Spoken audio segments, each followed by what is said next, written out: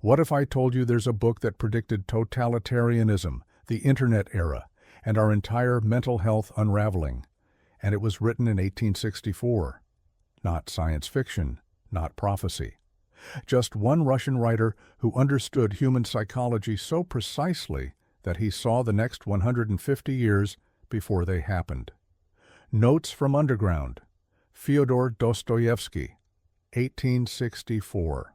123 pages, that's all. But those 123 pages reshaped philosophy, literature, and the way we understand the human mind. Friedrich Nietzsche read this book and said Dostoevsky was one of the only true psychologists he ever learned from.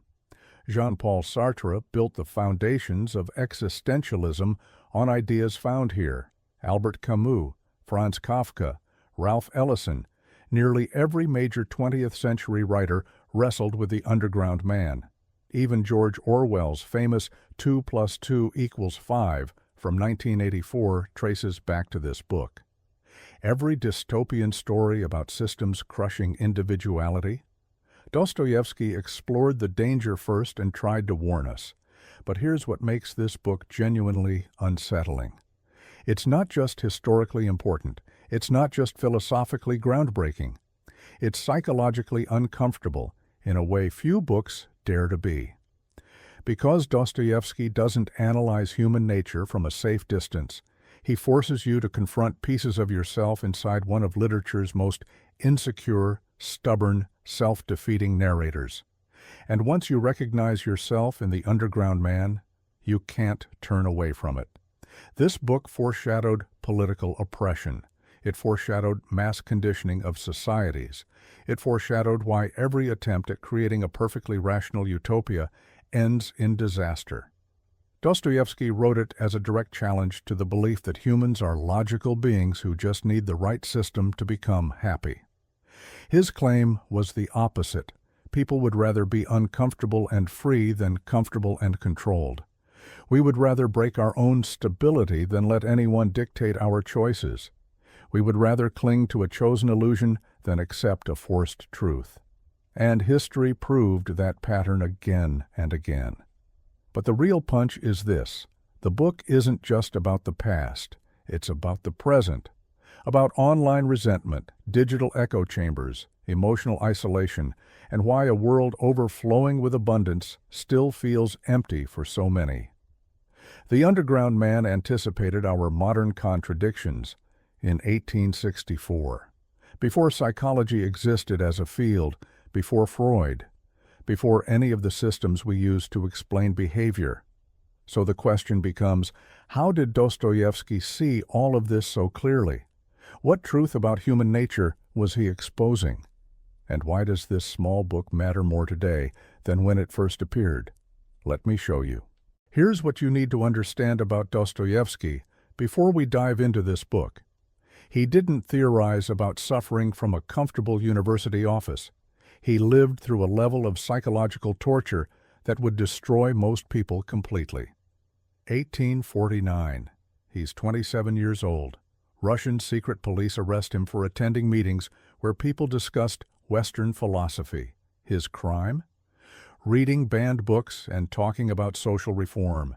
They throw him in the Peter and Paul fortress. 8 months of interrogation, psychological torture, isolation, not knowing if he'll ever leave alive. Then, December 22nd, 1849. They wake him before dawn, take him to Semyonovsky Square in the freezing St. Petersburg winter. There's a crowd gathered, wooden posts, ropes, a firing squad with loaded rifles. They read his death sentence, tie him to a post. A priest offers last rites. He's staring down rifle barrels. Drums start beating. 3 minutes until death. 3 minutes to think about everything he's done, everyone he's loved, everything he'll never do. He closes his eyes, waits for the bullets. And then, nothing. A messenger rides up. The Tsar has shown mercy. It was all theater, a mock execution designed to break prisoners psychologically before sending them to Siberia. One of his fellow prisoners goes permanently insane on the spot, just snaps. His mind cannot process the whiplash from death to life. But Dostoevsky's ordeal isn't over. His mercy is 4 years of hard labor in a Siberian prison camp, chained to other prisoners 24 hours a day, sub-zero temperatures, back-breaking labor, watching men die, living with murderers, rapists, the absolute worst of humanity. Most people come out of that broken, traumatized, unable to function. But Dostoevsky came out with something far more dangerous: clarity. He saw human nature stripped to its core. No social masks, no polite pretenses, no comfortable illusions, just raw survival instinct, spite, cruelty, and will. And what he saw changed everything he believed about human beings. When he returned to Russia in 1859, he found the intelligentsia, the educated elite, completely obsessed with Western rationalism. The Enlightenment philosophy that had swept through Europe was now flooding into Russia, and everyone was convinced it would save them. The core idea was simple and seductive. Humans are fundamentally rational creatures. We're like sophisticated calculators. Give us accurate information, proper education, and correct incentives, and we'll naturally choose what benefits us. Build the right systems and paradise follows automatically. The most popular book expressing these ideas was What is to be Done by Nikolai Chernyshevsky, published in 1863. It argued that humans are rational egoists. We always act in our self-interest once we understand what that interest is. Crime, poverty, suffering, these all result from bad systems and ignorance. Fix the systems, spread knowledge, and you fix humanity. The book painted a vision of a utopian future, rational communal living, scientific management of society, everyone working together because they understand it benefits them. A perfect crystal palace of human civilization. The intelligentsia loved it. This was the answer. This was how Russia would modernize, catch up to the West, leave behind its backward past. Reason and science would triumph over superstition and tradition. Dostoevsky read this in 1863, and it made him furious. Not because he opposed improving society, not because he liked suffering or poverty, but because he had seen something in that Siberian camp that these comfortable theorists in their St. Petersburg salons had never seen. He had seen that humans are not rational. They never were, and they never will be. In that camp, he watched men choose spite over survival. He watched them sabotage themselves just to prove they could. He watched them reject help, reject kindness, reject anything that would make them feel controlled or determined by outside forces. He watched a man continue stealing, even though he knew he'd be beaten nearly to death for it. Why? Not because he needed what he stole, but because the act of stealing proved he still had agency, still had choice. He watched men nurse grievances for years, destroying any chance at peace or happiness just to keep their resentment alive. Because that resentment was theirs. They chose it. Nobody could take it away. He watched humans consistently, predictably, deliberately choose self-destruction over accepting that their behavior was determined by their environment. And he realized something that contradicted everything the rationalists believed. What if humans don't actually want happiness? What if we value something more than well-being, more than prosperity, more than our own survival? What if we value freedom, even if that freedom destroys us? This is the insight that would become Notes from Underground. And it's the most dangerous philosophical idea Dostoevsky ever had. Because if he's right, if humans really do value freedom over happiness, then every utopian project is doomed. Every attempt to create a perfect rational society will fail. Not because the systems are wrong, but because humans will sabotage them. We'll choose irrationality just to prove we can. We'll prefer misery we chose over happiness that was given to us. And more than that, any attempt to force humans into a rational system will require tyranny, will require crushing human freedom, will require eliminating anyone who insists on their right to be irrational. The rationalists promised paradise. Dostoevsky saw that their paradise would necessarily become hell. So, in 1864, 1 year after reading Chernyshevsky, Dostoevsky sat down to write his response, a direct attack on rational utopianism, a warning about where these ideas would lead. He would create the most psychologically disturbing narrator in literature to make his point. A voice that would haunt readers for the next 160 years. He would create the underground man.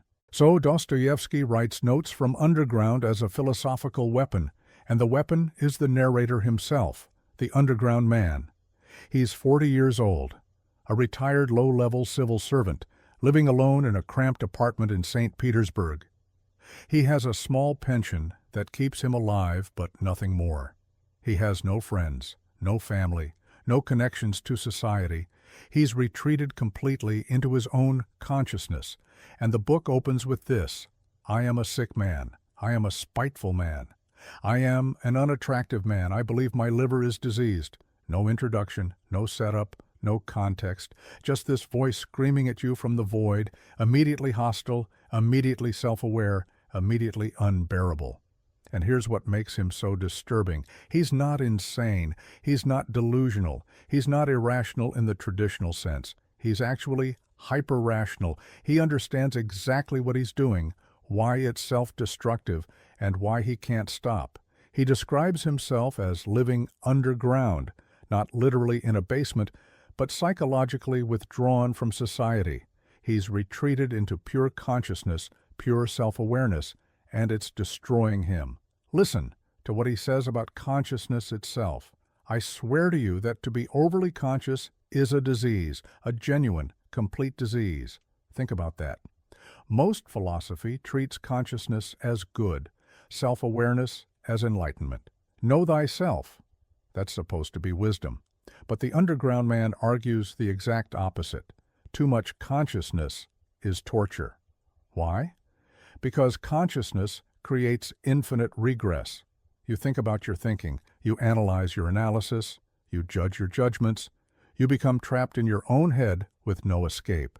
Every action you take, you're simultaneously performing it, and watching yourself perform it, and judging yourself for performing it. Normal people, what the underground man calls direct persons or men of action, they can just act. They see something they want, they go get it. They feel an emotion, they express it. They don't overthink, they don't second guess. They just live. But the underground man, he's paralyzed by awareness. He knows that every desire comes from ego. Every emotion is probably compensating for something else. Every action is motivated by base drives he can't respect. So he can't do anything authentically.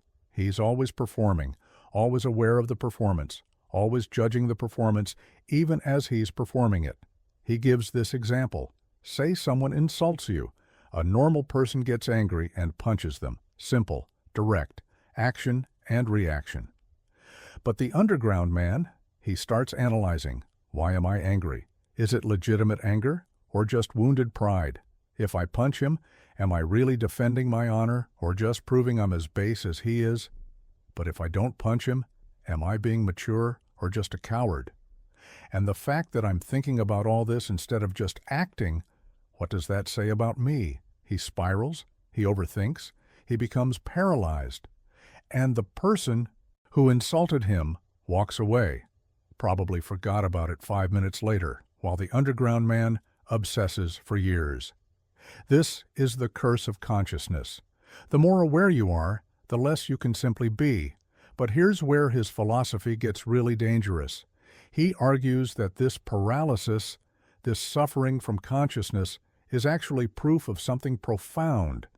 It proves humans are not machines. We're not rational calculators following predictable patterns.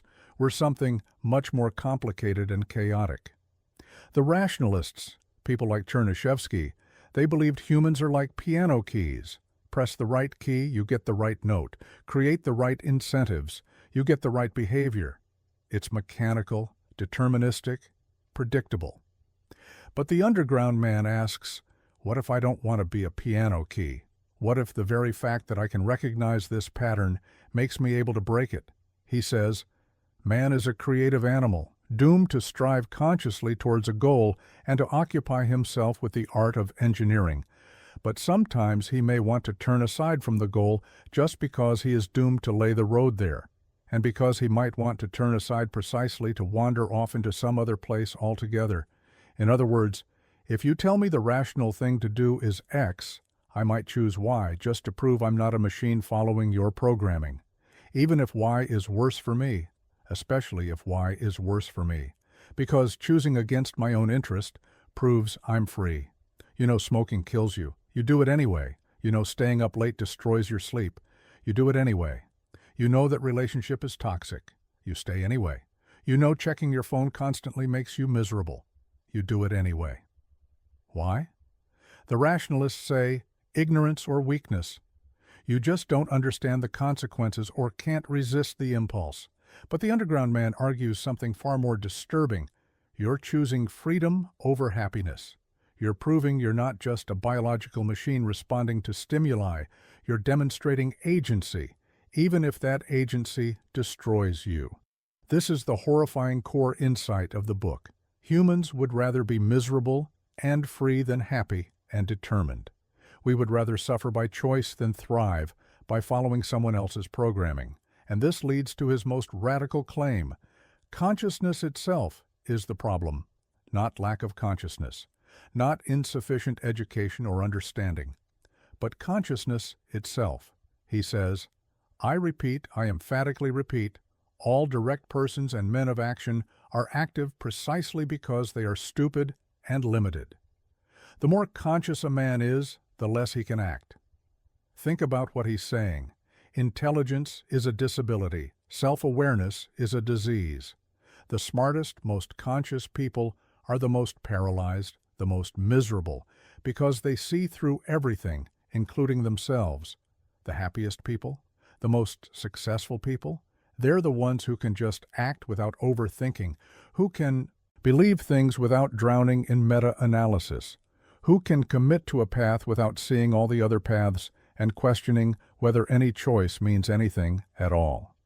This is why the underground man has achieved nothing in life. Not because he's stupid or lazy, but because he's too conscious.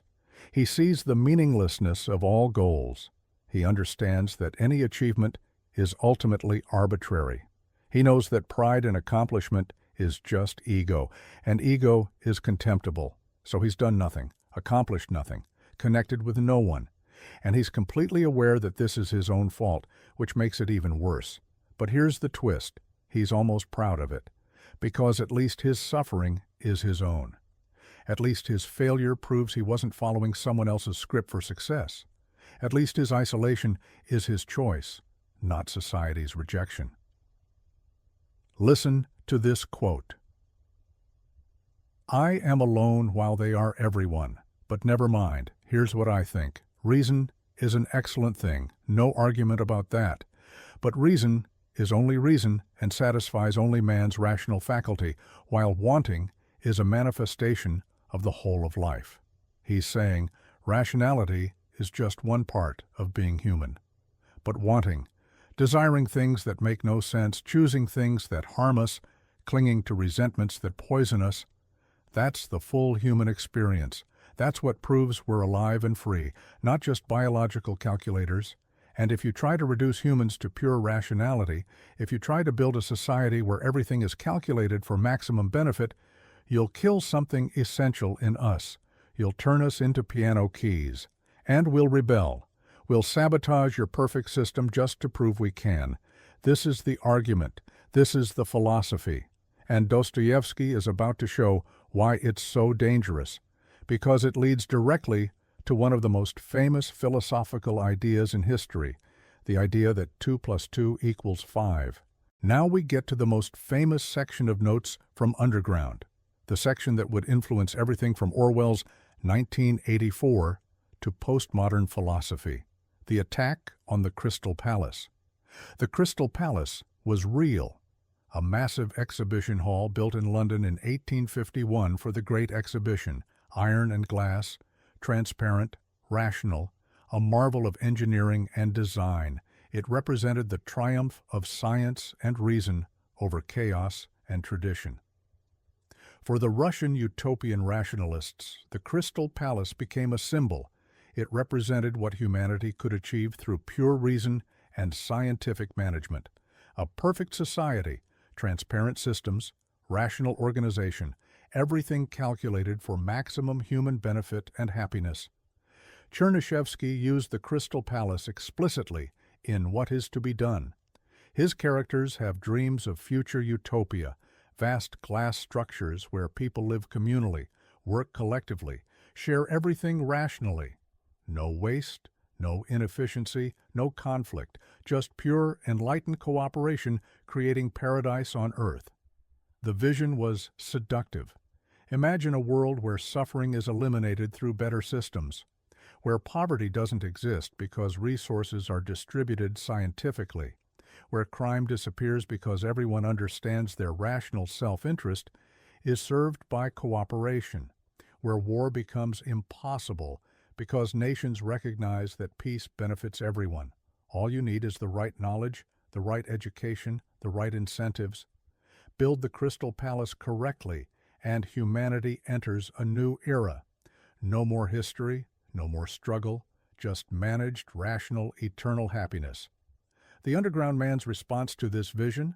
Rage, absolute fury, not because he wants people to suffer, but because he sees something the utopians are blind to. He sees that the Crystal Palace is a prison, a beautiful, rational, perfect prison, but a prison nonetheless. Listen to what he says. Now, what if it suddenly turns out that man doesn't need any of that? What if it turns out that man's whole purpose consists not in reaching any specific goal, but in the perpetual process of trying to reach it, that is, in living, and not in the goal itself, which is bound to be nothing other than 2 times 2 is 4. He's saying, what if the goal isn't happiness? What if humans don't actually want to arrive at paradise? What if we need struggle, need chaos, need the ability to fail and suffer, because that's what makes us feel alive and free?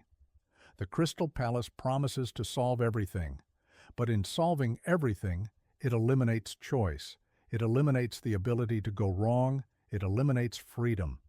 Because if the system is perfect, if every need is met through rational organization, if every problem is solved through scientific management, what's left for you to do? What choices remain? What freedom exists? You become a component, a well-cared-for component, a happy component even, but still just a component in a machine, a piano key producing predetermined notes. And the underground man argues, humans will reject this. We will sabotage paradise itself rather than accept being reduced to components in someone else's perfect system. He says, you believe in the Crystal Palace, forever indestructible, that is, in one where you won't be able to stick your tongue out even on the sly or make a rude gesture, even in your pocket. Well, perhaps I'm so afraid of this building precisely because it is made of crystal and is forever indestructible, and because you won't be able to stick your tongue out even on the sly. Think about what he's saying. The problem isn't that the Crystal Palace is bad. The problem is that it's too good.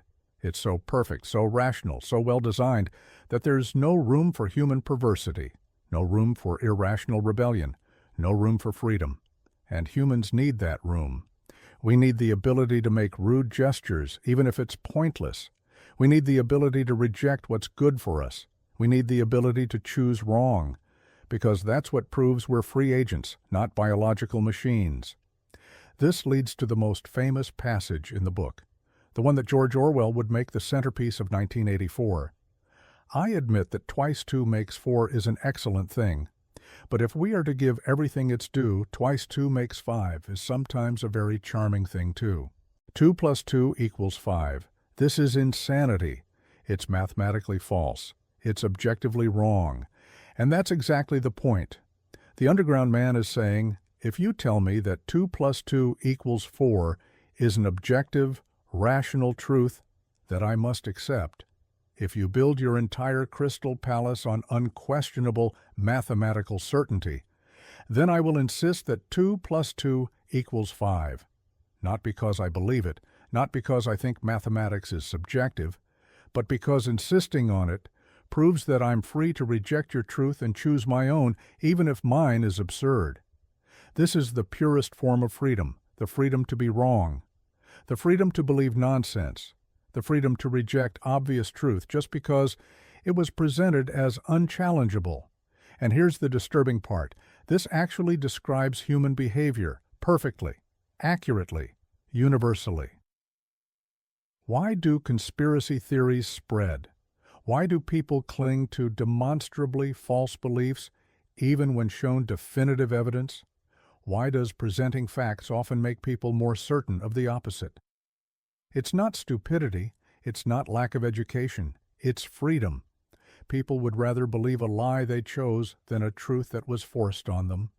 Tell someone they must accept something because experts say so, because science proves it, because it's objectively true, and a significant number of people will reject it purely out of spite, purely to prove they can, purely to assert that their subjective choice matters more than objective reality.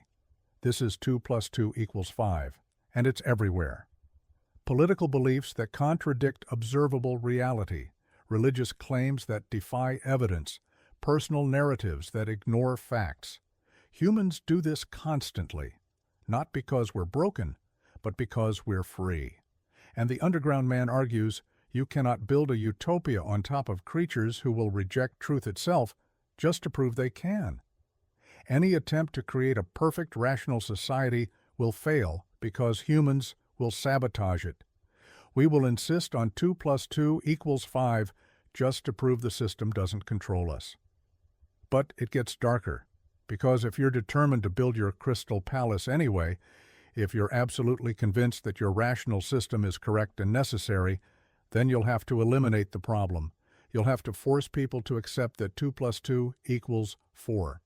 You'll have to punish anyone who insists on 5. You'll have to crush freedom to achieve your perfect rational society. And this is exactly what happened. Every attempt to build the Crystal Palace in the 20th century ended in totalitarianism. Soviet Union, Nazi Germany, Maoist China, Khmer Rouge Cambodia, every single one promised rational utopia. Every single one required mass murder to achieve it. Because humans won't accept the Crystal Palace voluntarily, we'll rebel, we'll insist on our freedom to be irrational. So you have to force us, you have to break us, you have to make us say 2 plus 2 equals 5, not because we believe it, but because we've been crushed so thoroughly that we'll say anything to stop the pain. Orwell understood this. In 1984, the party tortures Winston until he genuinely believes 2 plus 2 equals 5. Not just says it, believes it. His mind breaks completely. That's the goal of totalitarianism, not just to control your actions, but to control your thoughts, to eliminate the very possibility of rebellion by destroying your ability to think freely. And Dostoevsky saw this coming in 1864, 85 years before Orwell. He saw that rational utopianism leads necessarily to totalitarian thought control, that the Crystal Palace becomes the gulag, that paradise requires crushing the human spirit. The rationalists promised freedom through reason. Dostoevsky showed that reason without freedom becomes tyranny. But here's the truly disturbing question the underground man raises. What if we're not even worth saving? What if humans are so fundamentally irrational, so self-destructive, so addicted to suffering, that any attempt to improve our condition is doomed? He says, even if man really were nothing but a piano key, even if this were proved to him by natural science and mathematics, even then he wouldn't become reasonable, but would purposely do something perverse out of sheer ingratitude. In other words, even if you could prove scientifically that following your system would make us happy, even if you could demonstrate mathematically that cooperation serves everyone's interest, even if you could show definitively that the Crystal Palace is paradise, we still wouldn't accept it. We'd reject it purely out of spite, purely to prove we can. This is the bleakest vision of humanity imaginable. Not that we're ignorant and need education, not that we're misguided and need better systems, but that we're fundamentally, irredeemably committed to our own freedom, even when that freedom destroys us. And if that's true, then there is no solution, no perfect society, no rational paradise, no escape from suffering, because suffering is what we choose, destruction is what we want, chaos is what we need to feel free. This is why Notes from Underground is so dangerous. It's not offering solutions. It's not providing hope. It's holding up a mirror and showing us something we desperately don't want to see, that maybe we're the problem, not systems, not ignorance, not circumstances, us, our fundamental nature, our need for freedom over happiness. And if Dostoevsky is right, every utopian project is not just doomed to fail, it's doomed to become hell on earth. So that's part one of Notes from Underground. Pure philosophy, pure argument, pure psychological analysis. But part two is where Dostoevsky shows you what this philosophy actually looks like in practice. What it does to a human life. How it destroys connection, meaning, and any possibility of happiness. Part two is titled Apropos of the Wet Snow, and it takes place 16 years earlier when the underground man was 24, before he became completely isolated, when he still had some contact with society, when he still tried to connect with other people. And it's one of the most uncomfortable, cringe-inducing, psychologically painful sections of literature ever written. Because Dostoevsky doesn't just tell you the underground man's philosophy destroys him. He makes you watch it happen. He makes you feel every excruciating moment. The shoulder incident. It starts with something absurdly small. The underground man is in a tavern. An officer needs to get past. The officer doesn't ask. He just picks up the underground man and moves him aside. Like furniture, like an object. A normal person would feel mildly annoyed for maybe 30 seconds, then forget about it completely. But the underground man? This becomes an existential crisis that consumes him for years. He's been disrespected, treated as less than human. The officer didn't even acknowledge him as a person worth addressing, just moved him out of the way like a chair. And the underground man cannot let this go. He obsesses. He replays the moment endlessly in his mind. He creates elaborate fantasies of revenge. He follows the officer, learns his walking route, plans to bump into him to prove they're equals. For 2 years, 2 entire years, he builds up to this moment. He saves money to buy a decent coat so he won't look poor. He practices how to walk. He times it perfectly so he'll accidentally collide with the officer on the street. When it finally happens, he walks straight ahead. The officer walks straight ahead. They bump shoulders. Equal contact. The underground man doesn't move aside, and the officer doesn't even notice, keeps walking, doesn't register that anything happened at all. But to the underground man, it's his greatest victory. He proved he exists. He proved he's equal. He exercised his will against the world. Never mind that the other person was completely unaware. Never mind that the entire thing was meaningless. He chose to do it. That's what matters. Think about how pathetic this is. 2 years of obsession over being moved aside in a bar. 2 years of planning for a meaningless shoulder bump that the other person doesn't register. But this is the logic of the underground man's philosophy, taken to its conclusion. The act doesn't matter. The outcome doesn't matter. Other people's recognition doesn't matter. All that matters is that you chose to act, that you exercised will, that you proved you're free. This is the psychology of people who nurse grievances for years, who build entire identities around resentments nobody else remembers, who spend enormous energy on symbolic gestures that change nothing. Because the gesture itself, the act of choosing it, is what gives meaning to their existence. The dinner party from hell. Then comes the most excruciating scene in the book. The underground man hears that some former schoolmates are throwing a farewell dinner for a mutual friend. He wasn't invited. He barely knows these people anymore. They clearly don't want him there. So naturally, he decides he must attend. Not because he wants to, not because he'll enjoy it, but precisely because he wasn't wanted.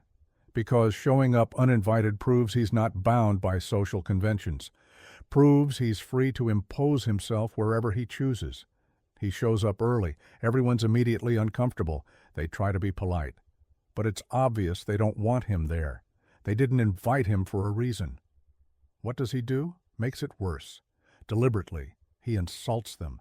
He lectures them about philosophy they don't care about. He gets drunk and makes wild, contradictory speeches. He demands they listen to him, respect him, acknowledge him. They ignore him. They keep having their own conversations. They talk around him. They exclude him without being explicitly rude. They just continue their dinner as if he's not there. So he escalates, starts shouting, makes a scene, stands on furniture, anything to force them to notice him, anything to prove he exists in their world. And they still ignore him, still exclude him, still make clear through their behavior that he's not really part of their group and never was. This is social death. And Dostoevsky makes you feel every single second. You want to look away. You want him to stop. You're embarrassed for him. But he can't stop. He's desperate for any form of acknowledgement, positive or negative, and they're giving him nothing. Not even the satisfaction of explicit rejection.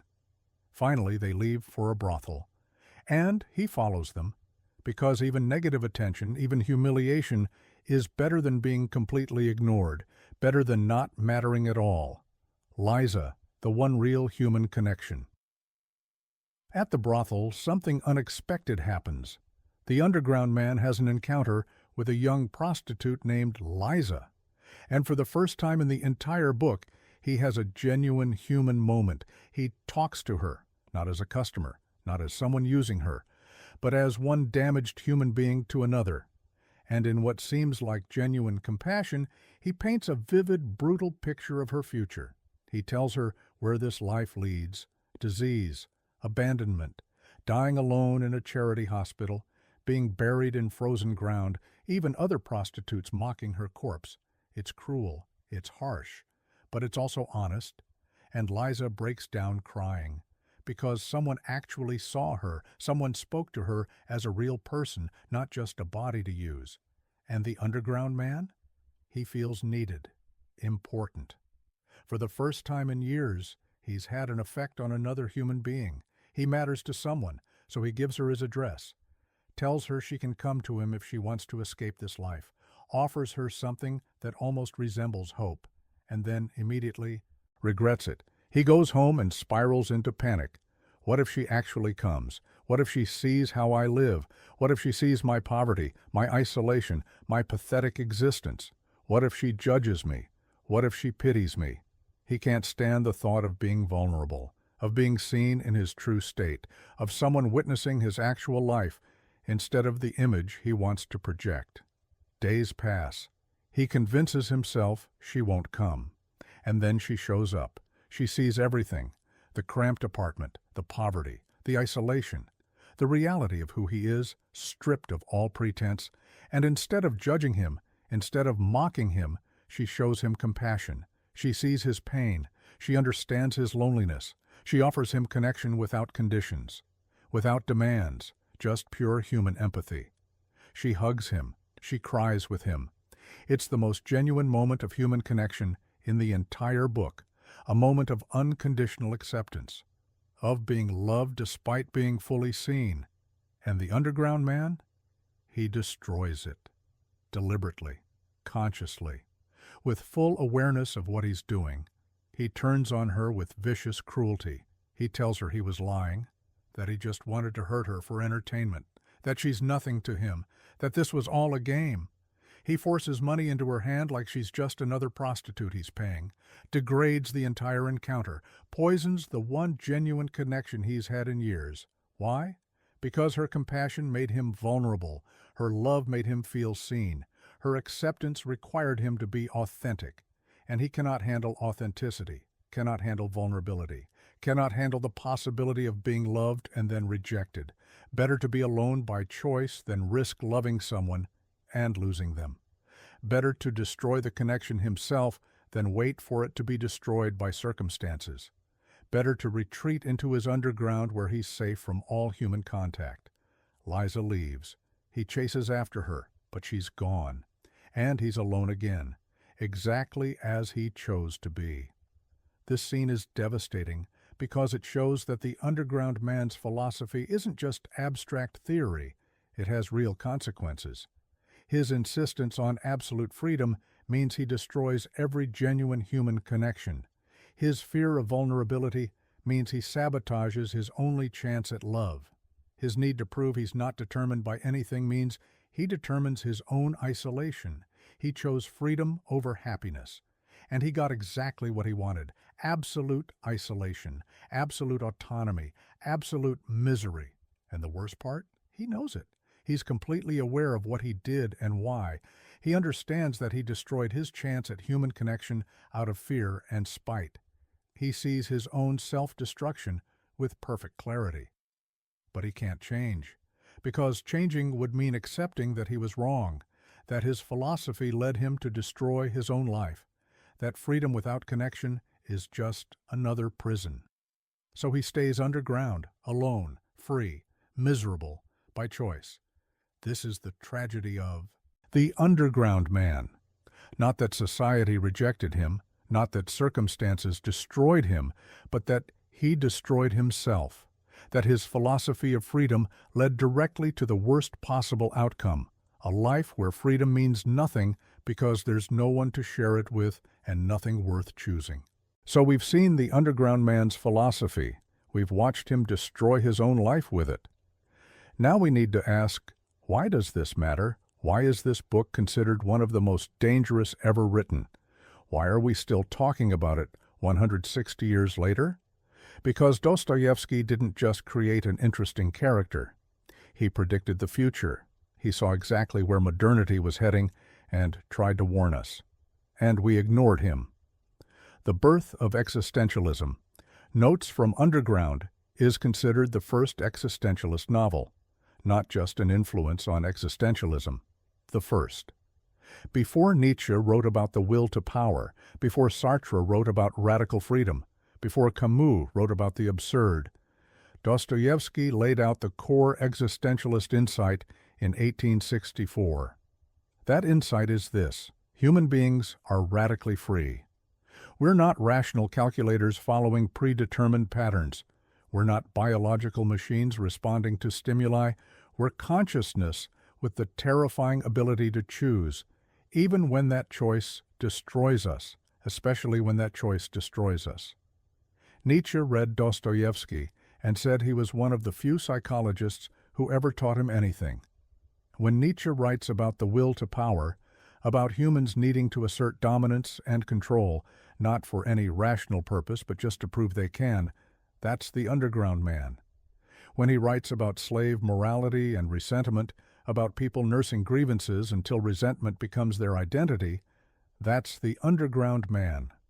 Sartre's entire philosophy of radical freedom comes directly from Notes from Underground.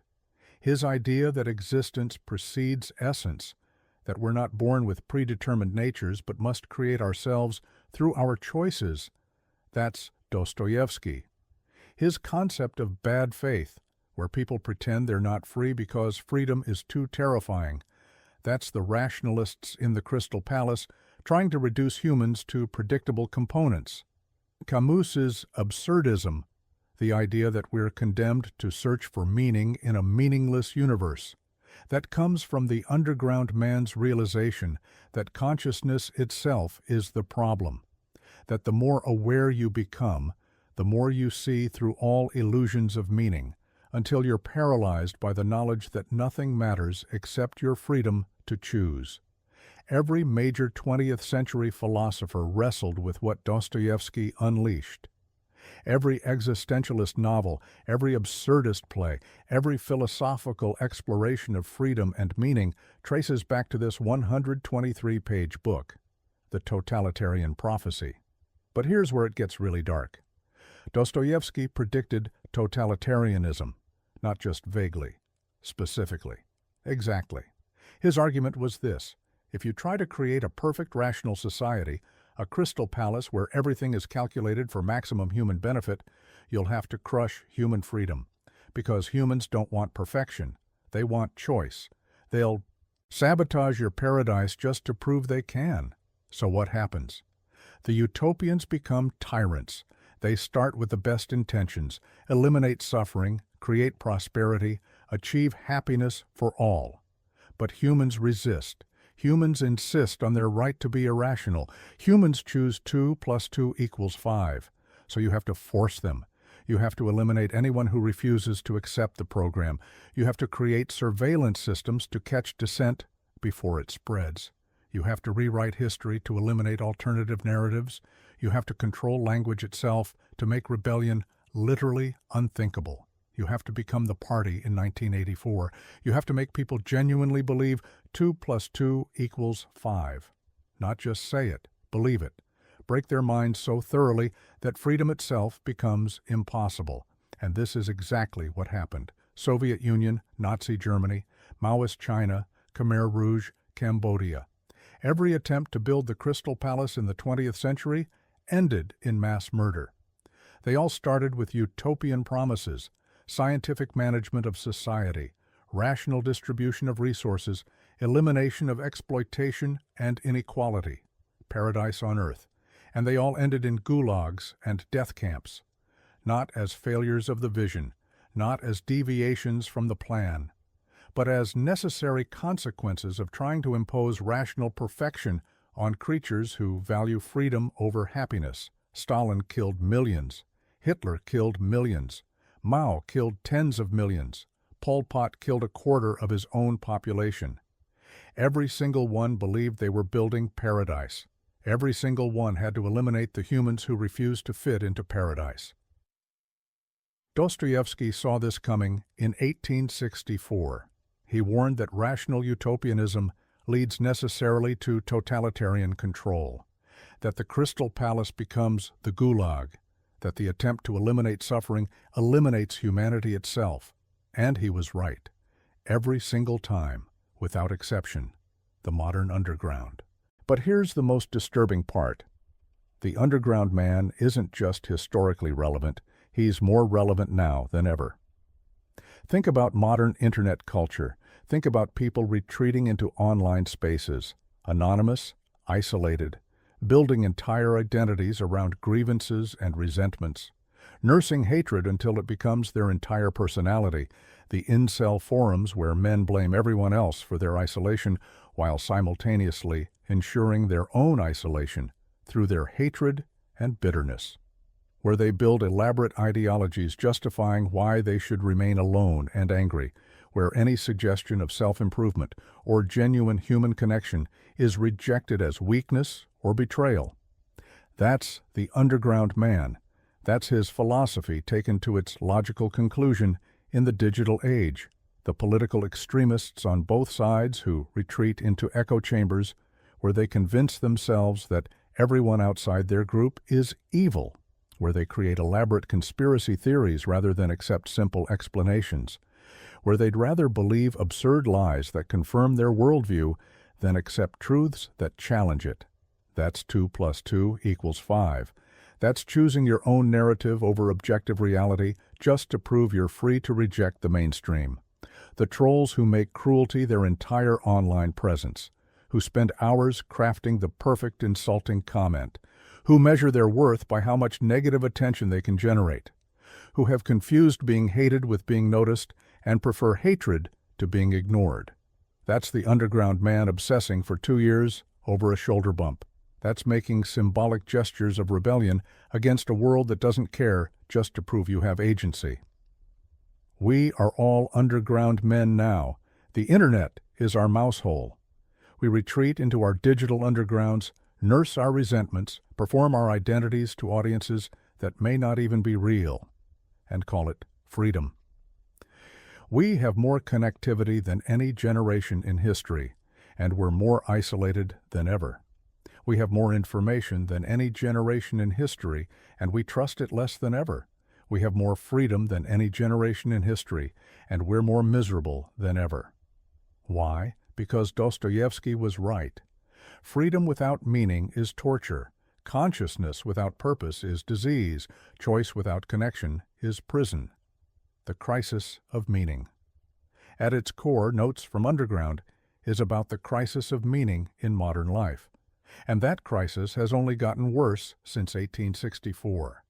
The underground man rejected all traditional sources of meaning: religion, superstition, community, conformity, love, vulnerability, purpose, delusion, work, selling yourself. All of it stripped away until all he has left is pure consciousness, pure freedom, pure autonomy, and it's hell. It's absolute hell. He says it explicitly. Too much consciousness is a disease. Not too little, too much. The more aware you become, the more you see through everything, the more you understand that all meaning is constructed, all purpose is arbitrary, all values are subjective, the more paralyzed you become. This is the modern condition. We've deconstructed everything. Religion is mythology. Tradition is oppression. Community is groupthink. Love is chemical reactions. Purpose is self-delusion. Nothing means anything except what we choose to make it mean, and we thought that would be liberating. We thought that once we saw through all the illusions, we'd be free to create our own meaning, our own values, our own purpose. But the underground man knew better. He knew that consciousness that sees through everything eventually sees through itself. That freedom without meaning becomes meaningless. That choice without values makes every choice equally empty. The rationalists promised that eliminating religion and tradition would free us to be happy. But Dostoevsky saw that humans need meaning more than happiness, need purpose more than freedom, need connection more than autonomy. And if you take away meaning while giving people infinite freedom, you don't get paradise. You get the underground. You get isolation. You get consciousness eating itself alive. We're living in the underground man's world now.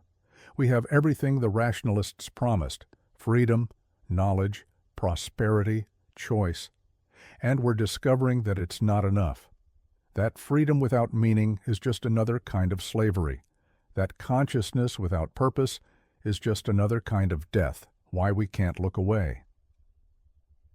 Here's why this book is truly dangerous. It's not dangerous because of what it tells you. It's dangerous because of what it shows you about yourself. When you read Notes from Underground, you recognize the underground man. You see your own pettiness, your own spite, your own self-destructive choices, your own inability to accept love, your own fear of vulnerability, your own retreat into isolation.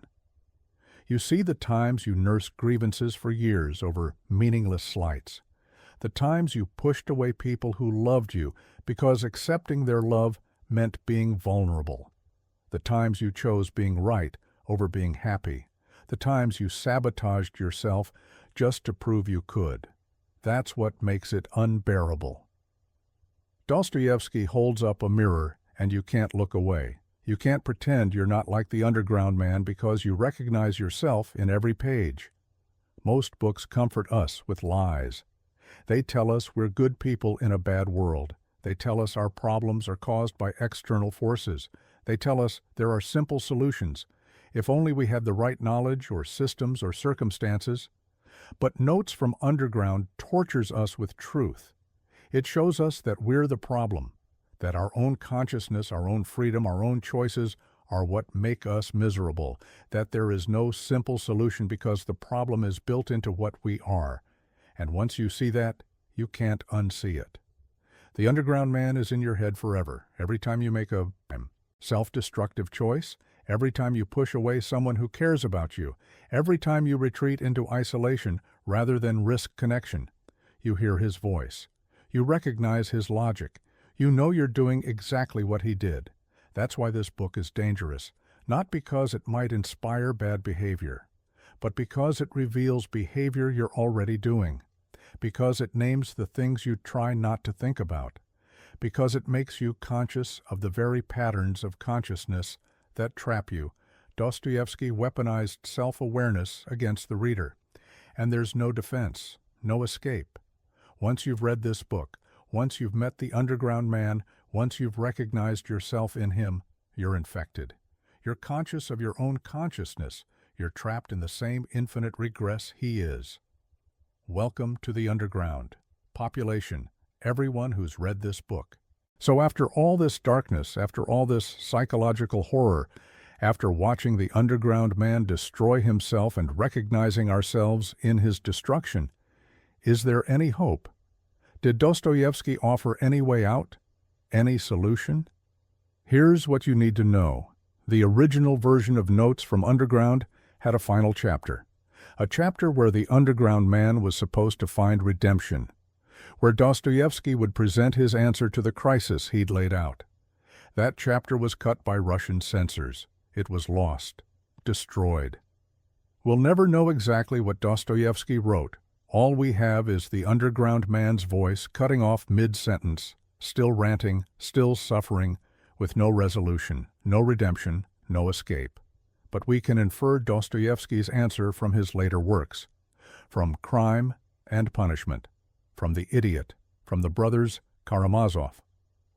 In all of these he explores the same themes: consciousness as suffering, freedom as burden, rationalism as prison, but offers solutions.